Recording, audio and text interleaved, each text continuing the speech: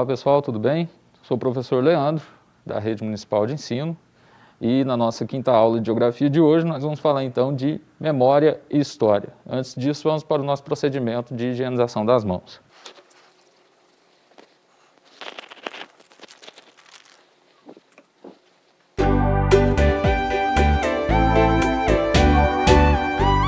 Bom, então vamos lá pessoal, os objetivos da nossa aula para começar. Analisar as paisagens naturais da Europa, identificando os domínios morfoclimáticos do continente.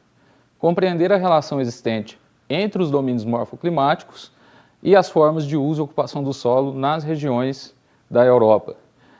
Apresentar as transformações ocorridas no território, analisando a distribuição espacial de diferentes grupos étnicos em determinados países, as disputas entre os grupos e povos e a mobilidade das fronteiras no continente europeu.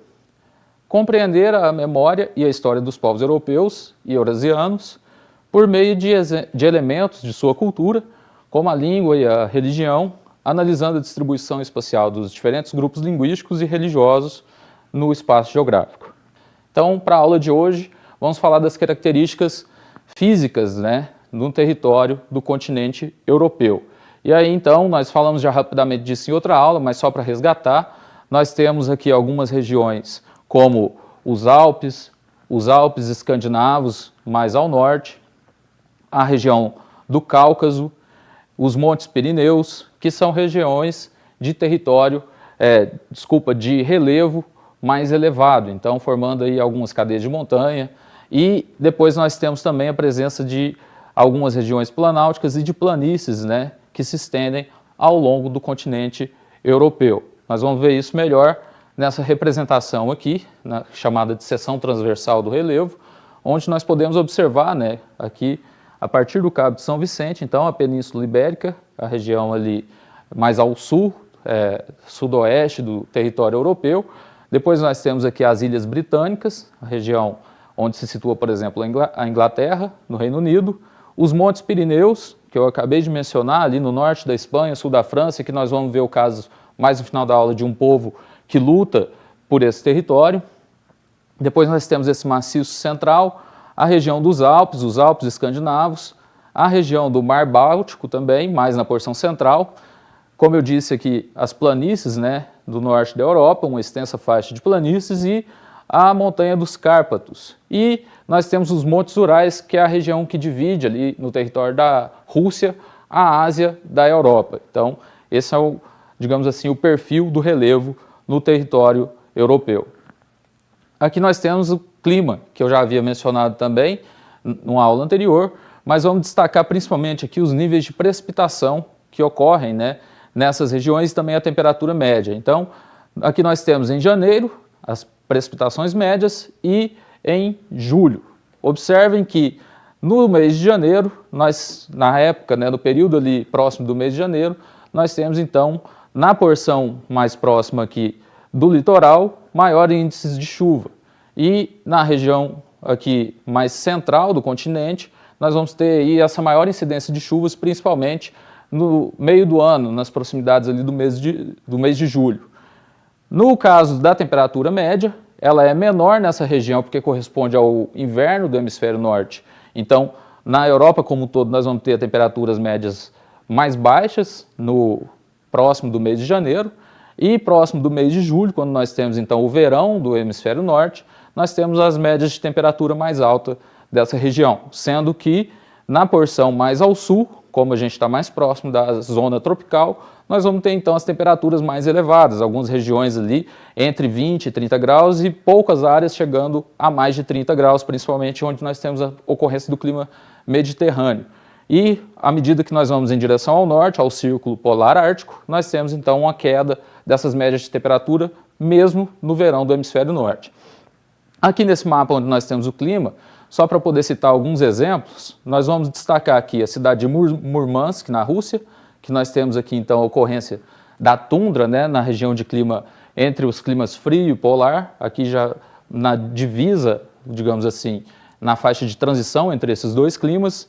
Depois nós temos também a cidade de Simferopol, na Ucrânia, onde nós já estamos aqui na faixa de transição também entre o clima mediterrâneo, entre o clima semiárido e o clima continental frio.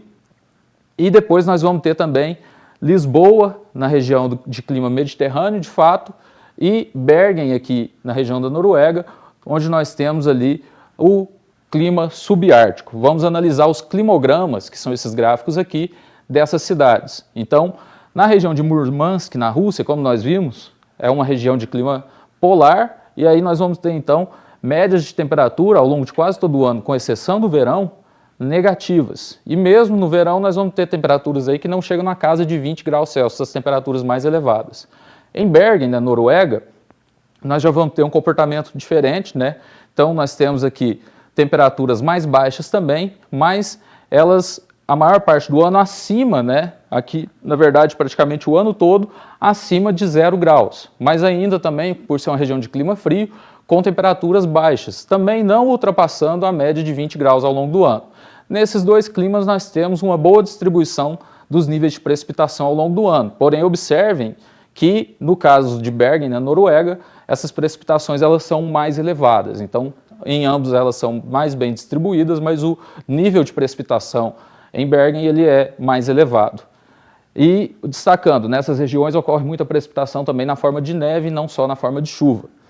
Em Simferopol, na Ucrânia, nós temos também aqui já um quadro diferente, onde as temperaturas elas vão ultrapassar os 20 graus, principalmente no verão, e a precipitação ela ainda não é muito intensa. Então nós temos uma precipitação bem distribuída também, típica de climas subtropicais, por exemplo, mas em níveis baixos, entre 25 e 50 milímetros de chuva ao longo do ano, nos meses ao longo do ano. No caso de Lisboa, em Portugal, onde nós temos a ocorrência de clima mediterrâneo, nós temos então, durante o verão do hemisfério norte, aqui no meio do ano, níveis de precipitação muito baixos, com a ocorrência de temperaturas mais elevadas.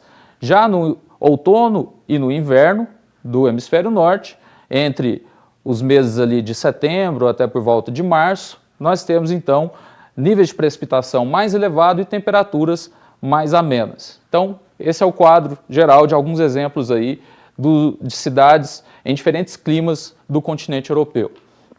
No caso, então, da vegetação, que é diretamente influenciada pelos dois fatores que nós acabamos de mencionar, o clima e o relevo. Nós vamos ter, então, aqui uma grande extensão formando aqui as chamadas florestas temperadas. Então, aqui nós temos imagens que representam essas florestas, a primeira imagem.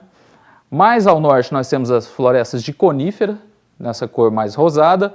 Aqui também é uma imagem representando, né, chamada também de taiga, esse tipo de floresta ou floresta boreal.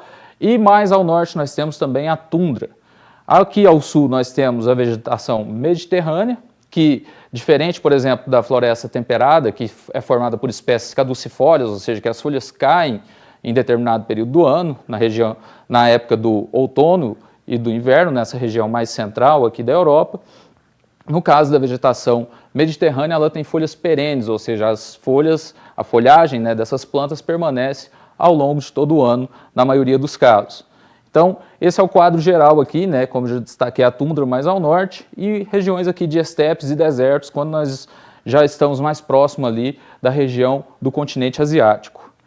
Aqui, então, a questão do uso da terra e do mar no continente europeu. Mais uma vez, nós vamos observar uma inter-relação entre os fatores aqui. As áreas onde nós temos as planícies, que têm clima mais ameno, clima temperado, que favorece a ocupação humana, nós vamos ter aqui uma concentração maior de atividades, por exemplo, agropecuárias. Então, lavouras, criação de animais como gado, ovelhas, caprinos e aves. Da mesma forma, no Reino Unido também, que tem essas mesmas condições favoráveis que a porção central aqui do continente europeu.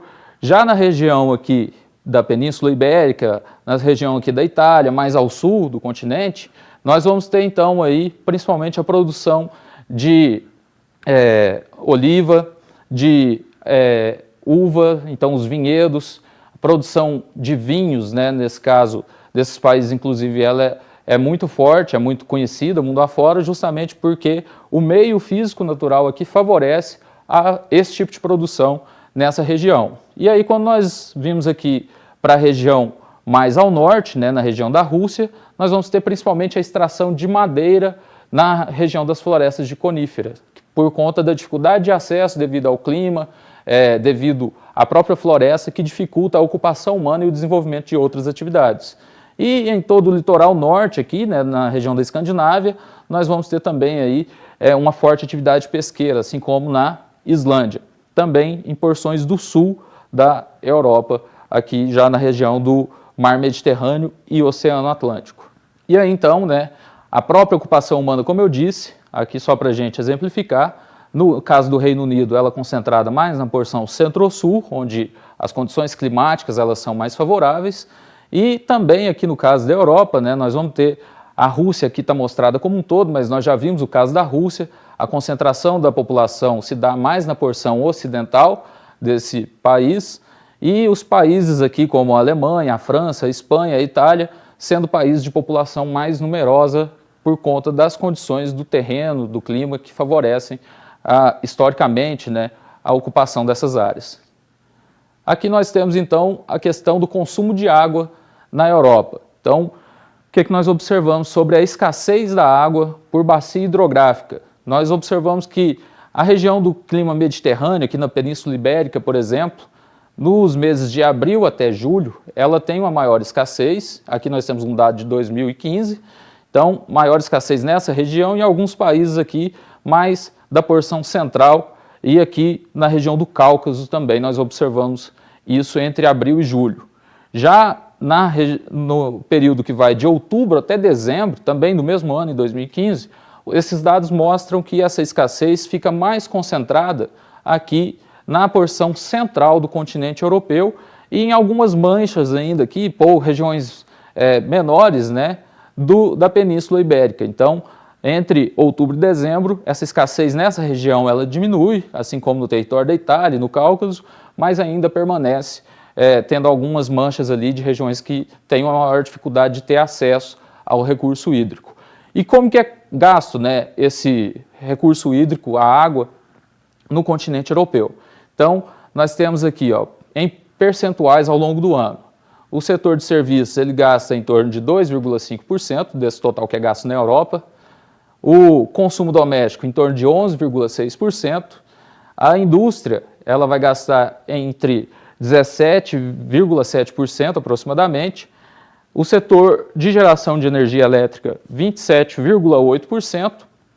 E a agricultura, 40,4%. Então, esse é um quadro geral aí, né, de como que é consumida entre as diferentes atividades humanas a água na Europa. Aqui dois exemplos de áreas que têm uma maior disponibilidade de água, algumas bacias hidrográficas aqui da região da França, onde nós temos rios importantes como o Reno, Rio Loire também, aqui na região do Rio Danúbio, que pega boa parte dessa região, mas no centro-sul da Europa, né, com países ali como Romênia, parte da Ucrânia, indo até a região aqui da Alemanha e o norte da Itália. Então, uma extensa faixa aqui que é banhada pela bacia hidrográfica do Rio Danúbio. Então, são áreas, quando nós observamos aquele mapinha da escassez, que elas permanecem com uma escassez menor, nessa cor mais clara aqui desse mapa, ao longo de todo o ano, tanto nos períodos de abril a julho, quanto de outubro a dezembro, são áreas que sofrem menos com a escassez devido a essas áreas que oferecem uma maior quantidade de recurso hídrico para a população que vive nessas áreas. Aqui nós temos, nesse mapa de cá, esse verdinho, nessa linha tracejada, nós temos as áreas de proteção, que ajudam, contribuem para manter esses mananciais estáveis, né, em equilíbrio ecológico, e aqui também as bolinhas verdes, que são as áreas de proteção de espécie na bacia do Rio Danúbio. Então, mostrando a importância de se preservar essas áreas para manter, né, a disponibilidade do recurso hídrico também para a população humana. No caso do Mar Negro, que é uma área, um mar interior que nós temos no continente europeu, que pega ali, então, 7 países. Nós vamos ter aqui países importantes como a Rússia, a Ucrânia, a Romênia, sendo banhados pelo território, a própria Turquia ao sul também, pela área do Mar Negro, e é uma área de intensa atividade comercial. Então, essa bolinha verde mostra a movimentação comercial. Vejam que no território da Rússia, por exemplo, aqui entre a Ucrânia e a Moldávia, na própria Romênia, nós temos uma grande movimentação de mercadorias nesse território durante o ano. Aí nós temos a questão do meio ambiente e do uso do solo, né? Que nós já vimos a questão do uso do solo, que boa parte dele se concentra nessa região mais central e não por acaso, como é a região também mais industrializada e urbanizada, é a que sofre o maior risco de chuva ácida, que é essa mancha rosada que nós temos aqui, e também aqui na região da Península Ibérica. E esses pontinhos vermelhos, essas bolinhas, né, representam as áreas aí onde nós temos a pior qualidade do ar urbano. Então, justamente nas áreas que sofrem o maior risco de ocorrência de chuva ácida. Essas manchas rosadas aqui, roxas, elas representam para a gente as áreas de poluição marinha. A cor roxa mais escura representa as áreas de poluição marinha pesada, então regiões portuárias. Vejam o Mar Negro, que nós citamos o exemplo, e áreas aqui também próximo à região do Mar do Norte, ligando ao Oceano Atlântico, aqui ao sul também no Mar Mediterrâneo, que sofrem intensamente com a poluição marinha. E um outro exemplo são as áreas de poluição, contaminação radioativa, e aqui nós temos um exemplo nesse mapinha, mostrando um pouco melhor, as áreas aqui mais no vermelho mais escuro, que representam as zonas fechadas da região onde ocorreu o acidente da usina de Chernobyl, a usina nuclear de Chernobyl, próximo de Kiev, na Ucrânia. Então, é uma região que ainda tem áreas que são isoladas devido à intensidade daquele acidente que ocorreu com o Césio-137, ainda no período da Guerra Fria na antiga União Soviética, no território da Ucrânia. Depois nós temos a questão das emissões de CO2, pegando aqui mais no centro desse mapa o caso dos países europeus. Então vejo que alguns países eles contribuem muito para a emissão desse gás de efeito estufa, e aí nós temos a questão, por exemplo, das mudanças climáticas atualmente. Todavia, alguns desses países, principalmente os mais industrializados aqui, que eles vêm já investindo, né, no potencial aí de geração de energia eólica, que é aquela gerada com base na energia produzida pelo vento. Então, países como a França, a Alemanha, a Polônia têm investido muito na produção desse tipo de energia, tentando deixar um pouco, né, a matriz energética do petróleo, que é um dos principais fatores que gera, através da queima desses combustíveis fósseis, a emissão de CO2 e, consequentemente, aumentando o efeito estufa e o aquecimento global. Depois nós temos, então, para ver um quadro geral aí no mundo, mas destacando o continente europeu, a questão do déficit ecológico e da reserva, a biocapacidade que os territórios têm atualmente. Então, esse mapa aqui ele vai mostrar para a gente, na cor vermelho, o vermelho mais intenso, são os países que têm um grande déficit, ou seja, que já consumiram muito dos seus recursos naturais e esses recursos que restaram, eles não são suficientes para poder manter a sua população. Já na cor verde, o verde mais intenso, que nós observamos, por exemplo, Brasil e países vizinhos aqui, como Bolívia e Paraguai, são países que ainda têm uma grande reserva ecológica. Então, a biocapacidade deles ainda está preservada, digamos assim. Então, nesse mapa nós vemos que os países europeus, de modo geral, eles se encontram numa situação de déficit. Eles dependem hoje muito de recursos naturais de outros territórios para poder abastecer a sua população. E aqui, então, a pegada ecológica, que seria justamente como que essa população impacta, né, através do consumo que ela realiza desses recursos, o meio ambiente. Então, vejam que a pegada ecológica da Europa, ela veio aumentando a partir da década de 60 até a década de 70, chegando, né, a patamares mais altos, principalmente entre o final dos anos 80 e 90, mas ela estabilizou, né, em um patamar de consumo alto, principalmente ali de emissões e de consumo de carbono, né, lembrando dos gases CO2, por exemplo. Na atividade pesqueira também, as áreas para lavoura, isso tudo aumenta o impacto e o déficit que essa área tem também de recursos naturais. E então essa biocapacidade do planeta, que são as reservas de recursos que ainda restam no planeta, também vem diminuindo consideravelmente desde a década de 1960. Então, aqui nós temos o global em hectares por pessoa, e aí então essa reserva, né, de recursos ela vem diminuindo a cada ano. Em contrapartida, a população vem aumentando, ou seja, diminuem as reservas e aumenta a demanda por esses produtos, esses recursos naturais, os produtos que vêm da natureza. Então, do ponto de vista agora da memória e da história, falando um pouquinho de um outro fator, né, que está ligado ao tema da nossa aula, nós temos aqui a distribuição dos principais grupos linguísticos na Europa. Então, por exemplo, aqui na porção mais ocidental, nós temos uma grande influência de línguas ligadas digamos, a raiz romana, né, o latim. Depois nós temos aqui na porção mais central o idioma eslavo, o idioma celta mais ao norte. E aqui nós temos também as raízes de idioma germânico, nessa porção mais a noroeste do continente europeu.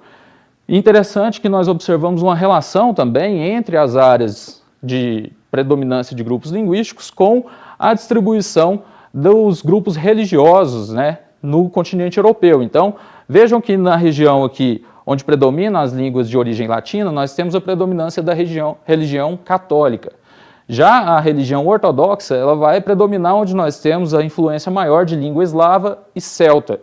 E a religião protestante, onde nós temos uma maior influência de línguas de origem germânica. Também predominando nessa região cristãos multiconfessionais, ou seja, nós temos ali diferentes religiões representando parte expressiva da população. Nesse triângulo nós temos as áreas que ainda têm um sentimento religioso muito forte, então, por exemplo, Portugal, mas no Ocidente, e na porção central aqui, tanto de países católicos como de países de religião ortodoxa, nós temos ainda uma população que tem um sentimento religioso muito forte. Nas outras áreas, esse sentimento ele já é um pouco menor. E aí nós vamos ter também a religião muçulmana, né, principalmente aqui já na divisa com o continente asiático. Lembrando que o islamismo ele é muito forte no Oriente Médio, então já há uma influência dessa região do ponto de vista religioso também aqui no continente europeu.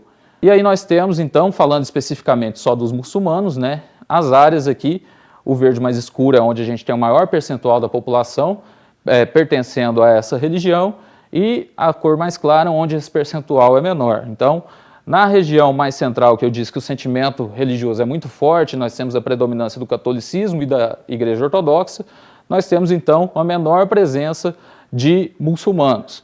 Na porção mais ao sul, como eu já havia mencionado, na região do Cáucaso, nós temos uma maior influência, grande parte da população ela pertence ao islamismo, e aqui na região central nós vamos ter ali, em torno de alguns países como França e Alemanha, de 20% da população pertencendo à religião islâmica, né? Ou seja, se declarando muçulmano. E aqui nós observamos que esses dados, né, por exemplo, da religião muçulmana, eles têm muito a ver também com o percentual de estrangeiro que ocorre nesses países. Então, o caso da França e da Alemanha que nós citamos, né, são países que têm ali algo em torno de 6 até 13% de população que não é do seu território, né, que não é nativa do seu território, população estrangeira. Aqui na região próximo à Rússia, né, nós vamos ter uma grande influência, vejam também que, apesar de ser uma população estrangeira menor, mas nós vamos ter nesse caso uma grande influência da população russa vivendo nessa região. Então, de diferentes etnias russas, como a Rússia ela é muito grande, a gente tem diferentes grupos étnicos que pertencem à Rússia. E grande parte deles ocupa também, né, vive nos territórios de países vizinhos, principalmente países que pertenciam à antiga União Soviética. Então, aqui um quadro de 1989, nesse primeiro mapa, e depois do ano 2000, né, vejam que ainda há apesar de ter ocorrido uma diminuição, uma população significativa vivendo nos territórios aqui do Cazaquistão, da Ucrânia, da Moldávia, da Estônia, da Lituânia, dentre outros países. E aí nós voltamos à região do Mar Negro, que nós comentamos agora há pouco, que é uma região também muito conflituosa. Vamos citar aqui alguns exemplos, né? Nós vamos trabalhar primeiro com a região da Crimeia, que está aqui bem no centro do Mar Negro, e depois nós vamos falar um pouquinho aqui da região do Cáucaso ali, onde nós temos também alguns conflitos. No caso da Crimeia, é uma região muito disputada entre a Ucrânia e a Rússia, e aí essa região que pertencia até a Ucrânia até recentemente, até 2014, num desses conflitos ela foi anexada, passou a fazer parte da Rússia, então a Rússia anexou essa região, e em 2018 nós tivemos novos conflitos envolvendo embarcações da Ucrânia que adentraram áreas do Mar Negro que são controladas pela Marinha Russa, e aí essas embarcações foram presas e nós tivemos novos conflitos entre esses dois países. Então uma região que vive, né, ali intensos conflitos, principalmente nessa região da Ucrânia, próximo da Crimeia e mais próximo aqui da Rússia. A influência russa, tanto do ponto de vista da população, cultural, política, econômica, nessa região, ela é muito forte. Já a porção ocidental da Ucrânia já é mais influenciada pelos países da União Europeia. Aqui, então, só destacando novamente, né, as embarcações aí que foram apreendidas pela Marinha Russa, no caso, embarcações ucranianas que invadiram essa área próximo da Crimeia, que foi anexada pela Rússia em 2014. Então, em 2018, um novo conflito. E aí, então, na região do Cáucaso, que eu havia mencionado, ali composta pela Geórgia, Armênia e Azerbaijão, nós temos algumas áreas conflituosas, mas se destaca a região de Nagorno-Karabakh, que é uma região entre o Azerbaijão e a Armênia, que é disputada entre esses dois países ali desde o início da década de 1990. Então, essa área, vocês podem ver aqui no verdinho, ó, territórios azerbaijaneses ocupados pelas forças armênias. Então, elas foram ocupadas pela Armênia nesse período e desde então há um conflito muito intenso envolvendo as autoridades desses dois países. E no caso da Geórgia, né, ela acaba sendo um país também multicultural devido a esses vários idiomas que estão ali presentes. Então, isso faz com que ela também já tenha passado por alguns conflitos e abrigue, né, atualmente também parte dos povos que são refugiados da região da Armênia e do Azerbaijão. E por fim, nós temos na Espanha, na região nordeste da Espanha, duas áreas também que são intensamente disputadas por esses dois grupos diferentes. Então, a região da Catalunha, pelo povo catalão, e a região do País Basco, na região dos Montes Pirineus, que eu havia citado anteriormente. São duas regiões que têm relativa autonomia dentro do território espanhol, mas são povos que não se reconhecem como espanhóis e que têm ideais separatistas. No caso da Catalunha, por exemplo, recentemente nós tivemos um referendo onde a maior parte da população que participou da votação nesse referendo votou pela saída da Catalunha da Espanha, ou seja, pela autonomia, a independência da região da Catalunha, criando um Estado autônomo. E no caso do País Basco, nós já tivemos aí vários históricos, né, por parte do ETA, o grupo terrorista que praticou vários atentados na Espanha, reivindicando também essa autonomia dessa região para o povo basco. Então, são dois casos na Espanha também que mostram essa disputa territorial, essa mobilidade das fronteiras, né, que ocorre nessas regiões da Europa que são já ocupadas há vários e vários anos por povos de diferentes origens.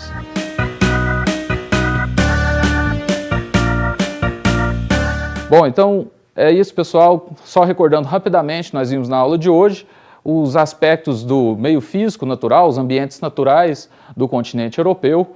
Vimos alguns exemplos de algumas cidades ali por meio do climograma, de como o clima se comporta nas diferentes regiões do continente, como que os fatores do clima, do relevo, da própria vegetação, eles vão influenciar na ocupação desses territórios e nas atividades que são ali desenvolvidas, como a agropecuária, por exemplo, extração de madeira, a pesca, tanto no mar como na parte continental. Depois nós vimos também a questão dos fatores relacionados à reserva dos recursos naturais, a questão energética também, ou seja, os investimentos que têm sido feitos em formas de energia alternativa para poder sair da matriz do petróleo, diminuir as emissões de CO2, diminuir a pegada ecológica do continente europeu.